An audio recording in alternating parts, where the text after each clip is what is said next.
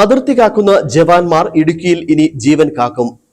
ഇടുക്കി പട്ടാളം charitable society ambulance സർവീസിന് ആരംഭമായി. പീരുമേട് എംഎൽഎ അഡ്വക്കേറ്റ് സിറിയക് തോമസ് കുമളിയിൽ ആംബുലൻസിന്റെ ഫ്ളാഗ് ഓഫ് കർമ്മം നിർവഹിച്ചു. ഇടുക്കിയിലെ പട്ടാളക്കാരുടെ കൂട്ടായ്മയാണ് പുതിയ സംരംഭവുമായി രംഗത്ത് വന്നിരിക്കുന്നത്. കോവിഡ് കാലത്ത് ഉൾപ്പെടെ നിരവധി സേവന പ്രവർത്തനങ്ങളിൽ സജ്ജരാണിവർ. വിരമിച്ച ജവാന്മാർക്കൊപ്പം ഇപ്പോൾ സൈന്യത്തിൽ ഉള്ളവരും ഈ കൂട്ടായ്മയിലുണ്ട്. കുമളി ഗ്രാമപഞ്ചായത്ത് പ്രസിഡന്റ് എം വർഗീസ് അധ്യക്ഷത വഹിച്ച യോഗം പീരുമേട് എംഎൽഎ അഡ്വക്കേറ്റ് സിറിയക് തോമസ് ഉദ്ഘാടനം ചെയ്തു. നമുക്ക് പകർന്നു തരുന്ന നമ്മുടെ രാജ്യത്തിൻ്റെ കാവൽക്കാരായ പട്ടാളക്കാർ അവർ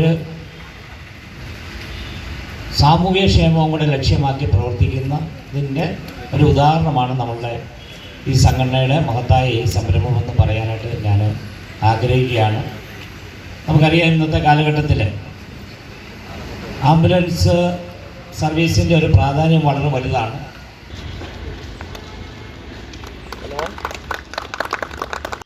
നിർധന കുടുംബങ്ങൾക്ക് ആശ്വാസമായി മാത്രമേ ആംബുലൻസ് സേവനം ലഭ്യമാകൂവെന്ന് കൂട്ടായ്മ അംഗം ജോബിൻ സ്പാനോസ് പറഞ്ഞു.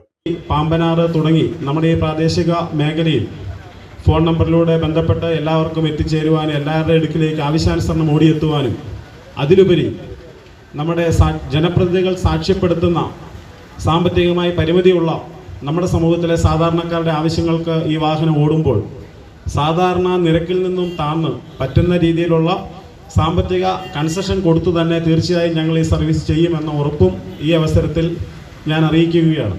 യോഗത്തിൽ Kumily CI Abhilash Kumar, CPIM Kumily local secretary Vineesh Dev, BJP Kumily panchayat president Thomas Cherian, ഗ്രാമപഞ്ചായത്ത് അംഗം സിറിൽ യോഹന്നാൻ, പൊതുപ്രവർത്തകൻ TN ബോസ്, കൂട്ടായ്മ പ്രവർത്തകരായ വിനോദ് വാട്സൺ, ജോബിൻ, വരുൺ, അനീഷ് തോമസ്, KJ ജോയ്, പ്രവീൺ ജോൺസൺ തുടങ്ങിയവർ സംസാരിച്ചു.